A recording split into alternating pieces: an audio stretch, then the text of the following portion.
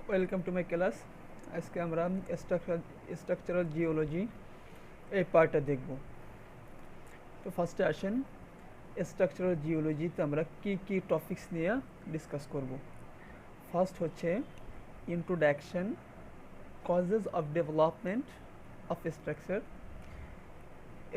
এলিমেন্টসের মধ্যে আমরা দেখব faults, joints, dip, strike and outcrop. এছাড়াও স্ট্রাকচারাল জিওলজির আরও অনেক এলিমেন্টস রয়েছে। আমরা এখানে ইম্পর্টেন্ট কয়েকটা এলিমেন্টস দেখব। এর মধ্যে মেইনলি আমরা ফলসটাকেই বেশি ইমফ্যাসিস করব, বেশি গুরুত্ব দিয়ে আমরা পড়ব। তো ফার্স্টে আসেন ইন্ট্রোডাকশন। স্ট্রাকচারাল জিওলজি কোন কোন বিষয় নিয়ে ডিসকাস করে?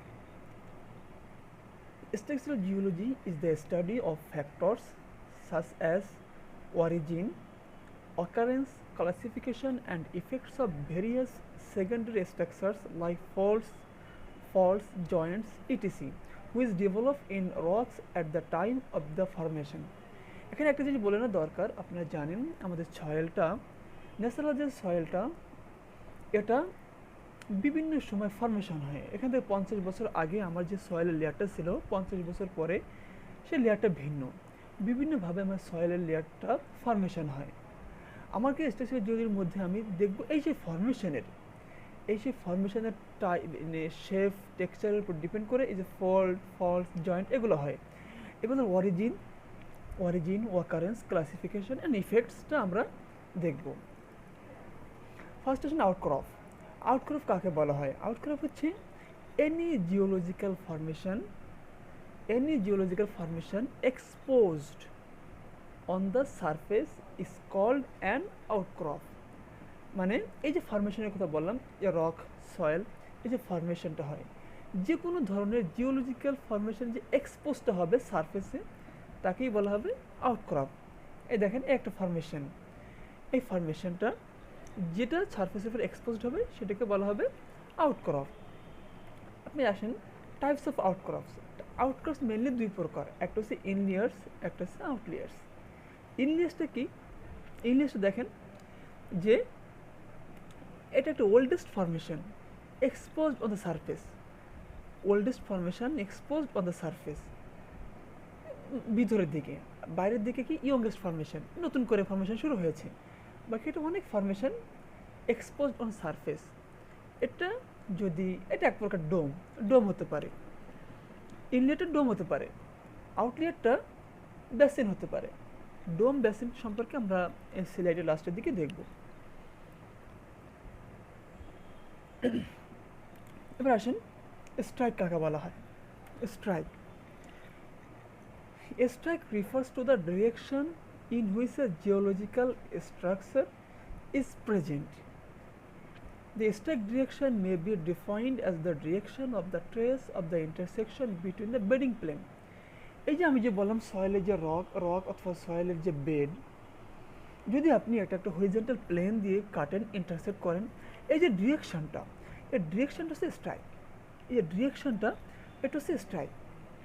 এর bedding plane direction of geological স্ট্রাকচারটা হচ্ছে স্ট্রাইক। অন্যভাবে বলতে পারেন যে ডিরেকশনের সাহায্যে আপনি ওই স্ট্রাকচারটা নির্দেশ করবে। The strike direction may be defined the direction of the trace of the intersection between the bedding plane. দুইটা বেডিং প্লেনের মাঝে যে লাইনটা দিয়ে ডিরেকশন নির্দেশ করবে তাকে স্ট্রাইক বলা হয়। এটা আরও বিস্তারিত নেক্সট সাইডে আছে, দেখেন স্ট্রাইক অ্যান্ড ডিপ। এই যে যেটা বললাম, এইটা মনে করেন এটা একটা ফরমেশন, রক একটা ফরমেশন। এর যে হরিজন্টাল প্লেন সেটাকে বলা হবে স্ট্রাইক, আর ভার্টিক্যাল প্লেনের সাথে হরিজন্টাল প্লেনের যে অ্যাঙ্গেলটা, একে বলা হবে ডিপ ডিরেকশন। দেখেন এটা হরিজন্টাল, এটা সেই স্ট্রাইক, এটা ভার্টিক্যাল ডিরেকশন, হরিজন্টাল ডিরেকশন। এই যে অ্যাঙ্গেলটা, এই অ্যাঙ্গেলটাকে বলা হবে ডিপ ডিরেকশন অথবা ডিপ অ্যাঙ্গেল। এভাবে দেখেন আরও ক্লিয়ারলি বোঝা যাচ্ছে এই ফিগারটাতে। এটা ভার্টিক্যাল ডিরেকশন, এটা হরিজন্টাল ডিরেকশন। হরিজন্টাল ডিরেকশন হবে কি স্ট্রাইক, আর ভার্টিক্যাল ডিরেকশনের সাথে যে হরিজন্টাল ডিরেকশনের সাথে যে অ্যাঙ্গেলটা হবে সেটাকে বলা হবে ডিপ। সেটাই এখানে ডেফিনেশন দেওয়া আছে। ডিপ লিটারালি মিনস স্লোপ আর ইনক্লিনেশন। যে স্লোপটা হবে, স্লোপ যে অ্যাঙ্গেলটা হবে। In structural geology dip is expressed both as direction and amount. এখানে একটা জিনিস বলছে যে ডিপটা ডিরেকশনটা বোঝাবে, অ্যামাউন্টটা বোঝাবে। যে আমরা যে স্লোপটা বলছি, স্লোপটার অ্যামাউন্ট কী, এটাকে 1:2, 2:3, 1:4, এই যে অ্যামাউন্টটাও ডিপ দ্বারা বোঝা যাবে। Dip direction is the direction along which the inclination of the bedding plane occurs. একটা ফরমেশন, একটা ফরমেশন, একটা ফরমেশন, একটা ফরমেশন, তাহলে কি এটা একটা ইনক্লিনেশন, আর এটা একটা কি হরিজন্টাল বেড, হরিজন্টাল প্লেন। এই যে ইনক্লিনেশনটা প্রত্যেকটা ফরমেশনের সাথে, প্রত্যেকটা লেয়ার হরিজন্টাল যে স্ট্রাইকের সাথে যে অ্যাঙ্গেলটা করবে সেটাকে ডিপ বলা হবে। এখন আসেন মেইনলি যেটা আমরা পড়তে চাচ্ছি, ফোল্ড কাকে বলা হয়, ভাঁজ কাকে বলা হয়। যেটা বললাম একটা ফরমেশন, এখান থেকে 20 বছর আগে আমার একটা লেয়ার তৈরি হয়েছে, এখানে বন্যা হয়েছিল, একটা লেয়ার তৈরি হয়েছে। এরপরে কী হয়েছে, এই সয়েলটা পরবর্তী 10 বছর আরেকটা লেয়ার হয়েছে। এইভাবে বিভিন্ন লেয়ার আছে। এই লেয়ারকে যদি আমি, এই লেয়ারের উপর যদি কোনো কম্প্রেসিভ লোড আসে, ন্যাচারালি অথবা আর্টিফিশিয়ালি কোনো কম্প্রেসিভ লোড আসে, তাহলে এটা কী হবে, বেন্ড হবে। এটা বেন্ড হবে, ওয়েভের মতো দেখা যাবে, ওয়েভের মতো, এরকম ওয়েভের মতো দেখা যাবে। এই যে ঘটনা, এটাকে বলা হচ্ছে fold. The folds are one of the most common geological structures found in rocks. When a set of horizontal layers are subjected to compressive forces, they bend either upward or downward. The bend noticed in rocks are called folds. যেটা বললাম যে লেয়ারটা, horizontal যে লেয়ারগুলো, এখানে compressive load এসে, compressive load মানে কি, একটা হচ্ছে আপনি একটা সুতাকে যদি দুই দিকে টান দেন, এটাকে টেনশন ফোর্স বলা হয়। একটা স্প্রিংকে দুই দিক থেকে চাপ দিলেন, এটাকে বলে কম্প্রেসিভ ফোর্স। এরকম যদি কোনো হরিজন্টাল লেয়ার উপরে কম্প্রেসিভ লোড আসে, তাহলে এই লেয়ারগুলো বেন্ড হবে, আইদার আপওয়ার্ড হতে পারে, ডাউনওয়ার্ড হতে পারে। এই যে বেন্ড যে দেখা যাচ্ছে, এই যে বিভিন্ন রক অথবা সয়েলের লেয়ারের, এটাকে বলা হবে ফল্ট। এই দেখেন, এটা ন্যাচারাল একটা লেয়ার ছিল, বিভিন্ন লেয়ার, এখানে কম্প্রেসিভ লোড আসছে, এটা ডাউনওয়ার্ড হয়েছে, এটা আপওয়ার্ড হয়েছে। এই যে ফরমেশনটা, এই যে বেন্ড আকৃতির যে ফরমেশনটা, এটাকে বলা হবে ফোল্ড। খুব ইম্পর্টেন্ট টার্ম জিওলজিক্যাল স্ট্রাকচারাল জিওলজিতে, ফোল্ড টার্মটা। এই ফোল্ডের বিভিন্ন পার্টস আছে, জাস্ট নাম। মনে করেন এটা একটা ন্যাচারাল ফোল্ড, এটা একটা ন্যাচারাল ফোল্ড। আপনি একটা হরিজন্টাল প্লেন, আপনি এটা কেটে ফেললেন, ইন্টারসেক্ট করলেন, তাহলে কি একদম মাঝ বরাবর এপাশে একটা অংশ হলো, এপাশে একটা অংশ হলো। এই যে অংশটা, এটাকে বলে লিম্ব, LIMB, লিম্ব। আর এই যে হরিজন্টাল প্লেনটা, এটা কি হরিজন্টাল লাইন, এটা ভার্টিক্যাল লাইন। তাহলে কি যে প্লেনটাতে আপনি কাটছেন, এই প্লেনটাকে বলা হবে কি, এই যে এই ফোল্ডের যে প্লেনটা, এই প্লেনটাকে বলা হবে অ্যাক্সিয়াল প্লেন। এটা ভার্টিক্যালের সাথে যে অ্যাঙ্গেলটা করবে তাকে বলা প্লাঞ্জ, অ্যাঙ্গেল অফ প্লাঞ্জ। এটা আরও বিস্তারিত আমরা পড়তেছি, সেটা বলছে হিঞ্জ কাকে বলা হয়, লিম্ব, হিঞ্জ লাইন। এই ফিগার থেকে যেটা বুঝলাম আমরা, এটাকে লিম্ব বলা হয়, এটাকে প্লাঞ্জ বলা হয়। আর হিঞ্জ বলা হয়েছে it is the area of maximum curvature, কার্ভেচারের যে এরিয়াটা, এটা হচ্ছে হিঞ্জ। হিঞ্জ লাইন হচ্ছে it is possible to define a hinge line of maximum curvature. Maximum curvature যে লাইনটাতে প্রকাশ করে তাকে বলা হিঞ্জ লাইন। অ্যাক্সিয়াল প্লেন যেটা বললাম, এটা ইমাজিনারি প্লেন। আপনি মনে করলেন, আমরা বলছিলাম কি এটা আমরা কেটে ফেলতেছি, আসলে এটা ইমাজিনারি। এই যে প্লেনটাকে বলা হবে, এই যে প্লেন আপনি কাটার পরে দেখেন, কাটার পরে যে প্লেনটা মনে হবে সেটাকে বলা হবে axial plane. Imaginary plane which is equidistant from each limb, মানে যে প্লেনটা দুই পাশেই সেম থাকবে, লিম্বের দুই পাশটা আলাদা করে দিবে, যে প্লেনটা একটা ইমাজিনারি প্লেন, সেটাকে বলা হবে অ্যাক্সিয়াল প্লেন। এখানে এই ফিগারটা আরও ক্লিয়ার বোঝা যাচ্ছে। এটা একটা কি ফরমেশন, একটা ফরমেশন, একটা লেয়ার, একটা লেয়ার, একটা লেয়ার। এখানে কম্প্রেসিভ লোড আসছিল, বেন্ড হয়ে গিয়েছি, এটাকে আমরা ফোল্ড বলতেছি। যেটা আপওয়ার্ড, যে আপওয়ার্ড একটা ফোল্ড নিলাম, এই মাঝ বরাবর আমি একটা হরিজন্টাল প্লেন ইমাজিন করি, তাহলে কি দুইটা আলাদা হয়ে যাবে, তাহলে এ পাশটাকে বলা হবে লিম্ব, এ একটা লিম্ব। আর এটা হচ্ছে হরিজেন্টাল লাইন, এটা ভার্টিক্যাল লাইন। এই যে প্লেনটা এটাকে বলা হবে অ্যাক্সিয়াল প্লেন। আশা করি বুঝতে পারছেন। নেক্সট আসেন, যে প্লান যেটা বললাম যে হরিজেন্টাল প্লেন আর ভার্টিক্যাল লাইনের সাথে যে অ্যাঙ্গেলটা সেটাকে প্লান্স বলা হয়। এটা আরও ডিটেলস সুন্দরভাবে এই ফিগারটাতে দেখা যাচ্ছে। নেক্সট আসেন, different types of force. Force বিভিন্ন টাইপস, বিভিন্ন ধরনের ফোর্স আছে। কারণ কম্প্রেসিভ লোড সব লোড তো একইভাবে আসবে না, সব লেয়ার একই রকম থাকে না, তো এই জন্য বিভিন্ন টাইপস আছে। ফার্স্টে কি অ্যান্টিক্লাইন and syncline fold. Based on symmetric fold, occurrence of plans, uniformity of bed thickness, behavior of the fold patterns with depth. আমরা একটা একটা করে আসি। অ্যান্টিক্লাইনের উপর ডিপেন্ড করে আমার ফোল্ড কেমন, কত প্রকার। অ্যান্টিক্লাইন ফোল্ড অথবা সিঙ্কলাইন ফোল্ড। অ্যান্টিক্লাইন ফোল্ড কাকে বলা হয়? when the beds are bent upward, তাহলে যখন লেয়ারের উপরে কম্প্রেসিভ ফোর্স আসতেছে, এটা হয় আপওয়ার্ড হচ্ছে ডাউনওয়ার্ড হচ্ছে। যখন এটা আপওয়ার্ড ডাউন হবে, the resulting fold is called anticline. Upward fold যদি হয় সেটাকে অ্যান্টিক্লাইন ফোল্ড বলা হয়। যেটা দেখতে কেমন, this fold is convex upward. Convex means উত্তল, উত্তল আপওয়ার্ড, সেটাকে বলা হবে অ্যান্টিক্লাইন ফোল্ড।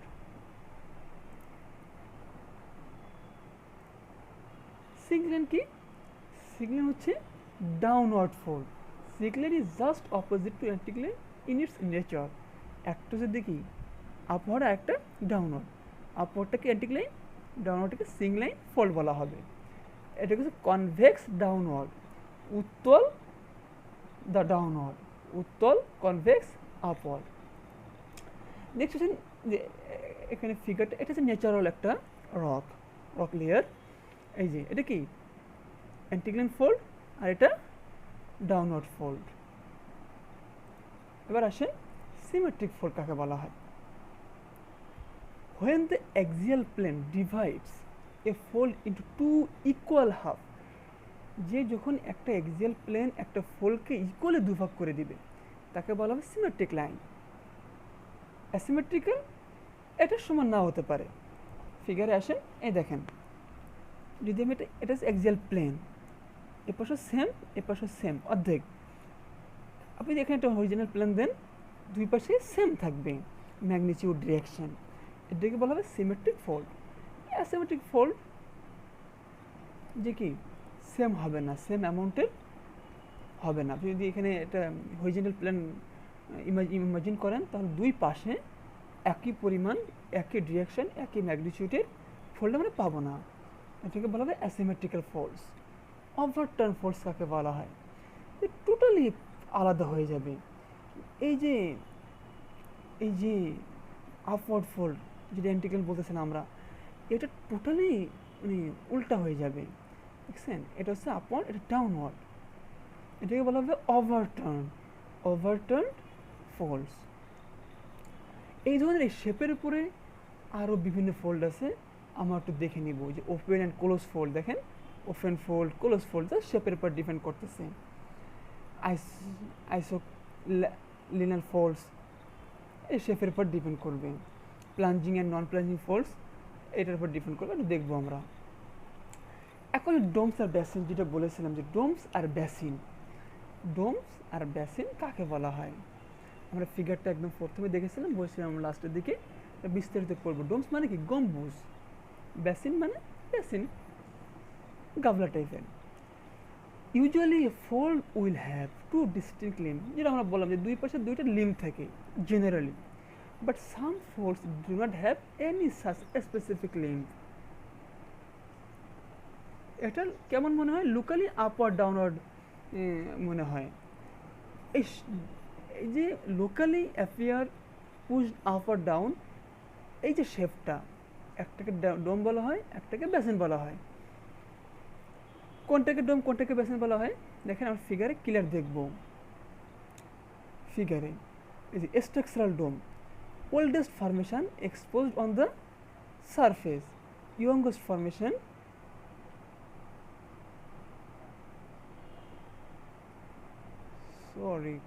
এটা ইয়েস ফিগার আসেন যে ওল্ডেস্ট ফরমেশন, যে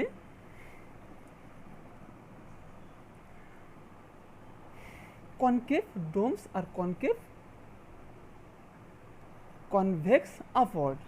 ডোমটা কি কনভেক্স আপওয়ার্ড হবে, convex upward, oldest formation convex upward. আর বেসিনটা হবে কনকেভ, একটা হচ্ছে কনভেক্স আপওয়ার্ড আর একটা হচ্ছে কনকেভ আপওয়ার্ড। কনভেক্স মানে কি উত্তল আপওয়ার্ড, আর কনকেভ আপওয়ার্ড মানে অবতল আপওয়ার্ড। মানে একটা হচ্ছে গম্বুজ আকৃতির, একটা গাবলা আকৃতির, ক্যাফ অ্যান্ড কাফ এই টাইপের। ডোম আর বেসিন সম্পর্কে আমরা বুঝলাম কি, একটা হচ্ছে কনকেভ কনভেক্স আপওয়ার্ড, ডোমটা হচ্ছে কনভেক্স আপওয়ার্ড আর বেসিনটা হচ্ছে কনকেভ আপওয়ার্ড। এখন আসুন একটা ইম্পর্টেন্ট টপিকস, ফল্টস। ফল্ট কাকে বলা হয়? এই যে ন্যাচারাল যে বেডগুলো আছে, সয়েল অথবা রকের যে বেডগুলো আছে, এই বেডে বিভিন্ন সময় ফিশার, ফাটল অথবা ক্র্যাক দেখা দেয়। কিসের কারণ? টেনসাইল ফোর্সের কারণে। বিভিন্নভাবে টেনসাইল ফোর্স হতে পারে। টেনসাইল ফোর্স মানে আপনি দুই দিকে টান দেওয়া হয় কিংবা দুই দিকে যদি প্রেশার ক্রিয়েট করা হয়, সেটা টেনসাইল ফোর্স। এই টেনসাইল ফোর্সের কারণে আমার এই বেড ক্র্যাক অথবা ফিশার দেখা যায়। ফিশার মানে ফাটল। এই যে fracture along with relative movement, তাহলে কি দুই দুই দুই দুই পার্ট যে রিলেটিভ মুভমেন্ট হবে, একটা থেকে সরে যাবে, এই যে রিলেটিভ মুভমেন্ট, এটাকে বলা হবে ফল্ট। এটাকে বলা হবে ফল্ট। তো দেখেন, as long as faults are active, the side is unstable. আপনার দুই সাইড আনস্টেবল হয়ে যাচ্ছে, বাট আপওয়ার্ড আর ডাউনওয়ার্ড দিকে এটা কিন্তু মুভ করতেছে, আপওয়ার্ড আর ডাউনওয়ার্ড মুভ করতেছে। সেটা বলতেছে যে এটা সে নিতে পারে। তো এই যে আপওয়ার্ড ডাউনওয়ার্ড, এটা একসময় আমাকে হ্যাজার্ডাস ক্রিয়েট করে। তাহলে ফিগারটা দেখেন, এটা কি আমাদের ন্যাচারাল বেড ছিল, এই ফরমেশন, কোনো কারণে এখানে দুই সাইড দিয়ে টেনসাইল ফোর্স, এখানে ফাটল দেখা দিয়েছে। তাহলে কি একটা লেয়ার আপওয়ার্ড, এই লেয়ারটা কি একটু নিচে নেমে যাবে, তারপর এখানে সেটেলড হলো, এখানে সেটেলড হলো ন্যাচারালি ভূমিকম্প অথবা কোনো কারণে এখানে সেটেলড হলো। তাহলে কি এটা বসে যাবে। এই লেয়ারটা কি, এই যে ফাটল যে দেখা দিচ্ছে এখানে ফাটলটা, এটাকে ফল্ট বলা হয়। এটাকে ফল্ট বলা হয়। যেটা বসে যাবে নিচের দিকে চলে যাবে সেটাকে হ্যাঙ্গিং ওয়াল বলা হয়। যেটা উপর দিকে থাকবে সেটাকে বলা হয় foot wall block. Parts of fault, parts of fault, এই যে হ্যাঙ্গিং ওয়াল, ফুট ওয়াল বললাম, একটা নিচের দিকে একটা উপরের দিকে, এটা হচ্ছে ফল্টের পার্ট। সেটা বলছে এখানে, this is the plane along which the adjacent blocks are relatively displaced. In other words, this is the fracture surface and on either side of which the rocks had moved past on another. কোনোটা উপর দিয়ে চলে যেতে পারে, কোনোটা নিচে দিয়ে চলে যেতে পারে, কোনো নিচেরটা স্টেবল হতে পারে, উপরেরটা আনস্টেবল হতে পারে, সেটা বলছে এখানে। The direction along which the fault plane has the maximum slope is true drift direction. তাহলে কী হবে, এখানে যে লাইনটা হবে কি স্লিপ, আর যে অ্যাঙ্গেলটা হবে, স্লোপটা হবে, সেটা কী হবে ডিপ ডিরেকশন, যেটা আমরা ফোল্ডের ক্ষেত্রে পড়েছিলাম। আর ফুট ওয়াল হ্যাঙ্গিং ওয়াল আমি একটু বললাম, ওইটাই ফিগারে দেখেন। এটা কি ফুট ওয়াল, এটা হ্যাঙ্গিং ওয়াল। যেটা স্টেবল থাকবে সেটা ফুট ওয়াল, যেটা মুভ করবে সেটা হচ্ছে হ্যাঙ্গিং ওয়াল। আর এই প্লেনটা আপনি সেই ফোল্ডের মতো যদি এটাকে ইমাজিনারি প্লেন ধরেন, তাহলে সেই প্লেনটা ফল্ট প্লেন। আর এই যে অ্যাঙ্গেলটা মানে স্লোপটা মানে কি, যে কত স্টেপে কত স্টেপ, হরিজেন্টাল কত গেছে, ভার্টিক্যাল কত গেছে, এটা স্লোপ বলা হয় একদম বাংলা ভাষায়। সেটা বলতেছে যে স্লিপ কাকে বলা হয়। তাহলে স্লিপ আর ডিপ তো আমি একটুকে বললাম যে স্লিপটা হচ্ছে ডিসপ্লেসমেন্ট। এই দুইটা মনে করেন আগে একই জায়গায় ছিল, একটা থেকে মুভ করছে, কতটুকু মুভ করছে, যে এখান থেকে এই যে কতটুকু মুভ করছে, এটাকে বলা হচ্ছে স্লিপ। মনে করেন 2 ফিট মুভ করছে, স্লিপ কত 2 ফিট, ঠিক আছে। এটা ভার্টিক্যালি মুভ করতে পারে, হরিজেন্টালি মুভ করতে পারে।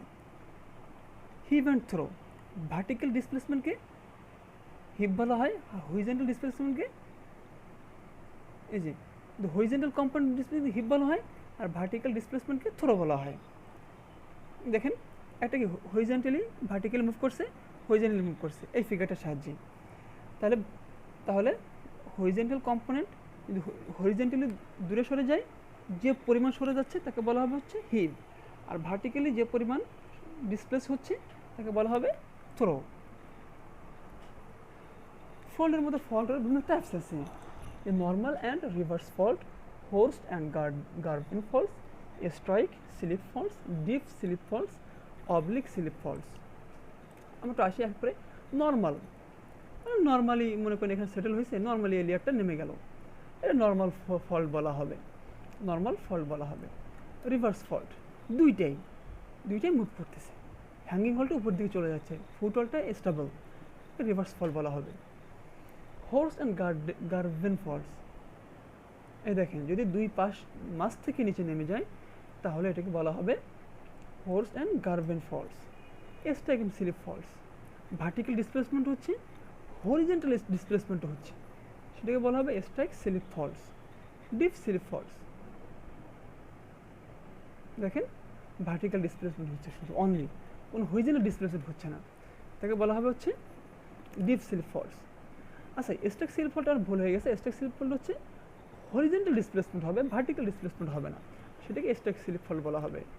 আর ডিপ স্লিপ ফল্ট হচ্ছে ভার্টিক্যাল ডিসপ্লেসমেন্ট হবে, হরিজেন্টাল ডিসপ্লেসমেন্ট হবে না, এটাকে ডিপ স্লিপ ফল্ট বলা হবে। অবলিক স্লিপ ফল্টস এই যে ফিগারের উপর ডিপেন্ড করতেছে, হ্যাঁ দেখছেন, ভার্টিক্যাল ডিসপ্লেসমেন্ট হচ্ছে, হরিজেন্টাল ডিসপ্লেসমেন্ট হচ্ছে, এটাকে বলা হবে কি অবলিক স্লিপ ফল্টস। এখন আসেন আরেকটা টপিকস, জয়েন্ট কাকে বলা হয়। Joint simple terms, through the joint may be described as mere cracks.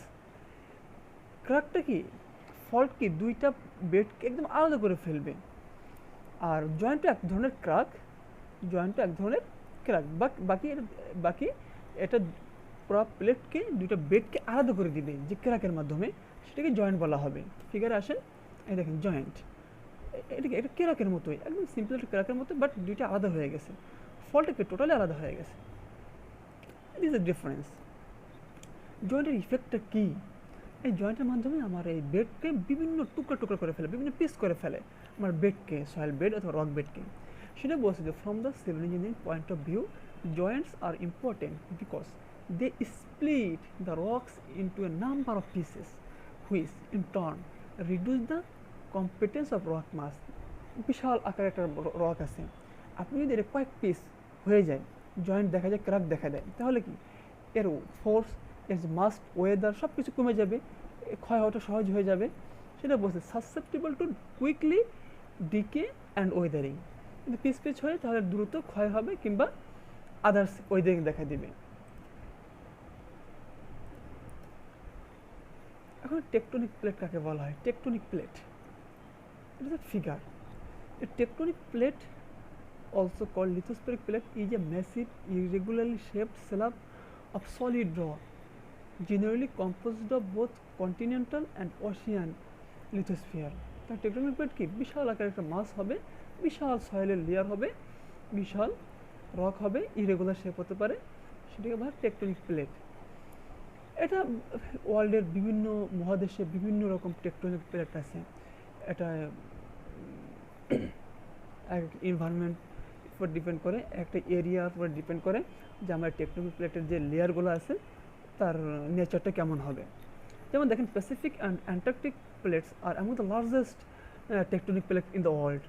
এটা কিছু কিছু টেকটনিক প্লেট আছে 15 কিলোমিটার হতে পারে, 200 কিলোমিটার হতে পারে, বিভিন্ন সাইজের আছে। মানে কি এই 15 কিলোমিটার, এই 200 কিলোমিটারের মধ্যে মোটামুটি সয়েলের নেচারটা মোটামুটি একই রকম থাকে। আর একটা টেকটনিক প্লেট দেখেন যে নর্থ অ্যান্ড সাউথ আমেরিকারও ইন্টেরিয়র পার্টসে কিছু এরকম লম্বা মানে বড় সাইজের টেকটনিক প্লেট থাকে আছে। এগুলো আমরা জাস্ট সিম্পলি পড়তেছি, বিস্তারিত অনেক আছে, আমরা জাস্ট টার্মগুলা আমরা দেখতেছি আর কি। তো ওকে, থ্যাংক ইউ। এটাই ছিল আমাদের স্ট্রাকচারাল পার্টের আজকের ক্লাস। সবাইকে থ্যাংক ইউ।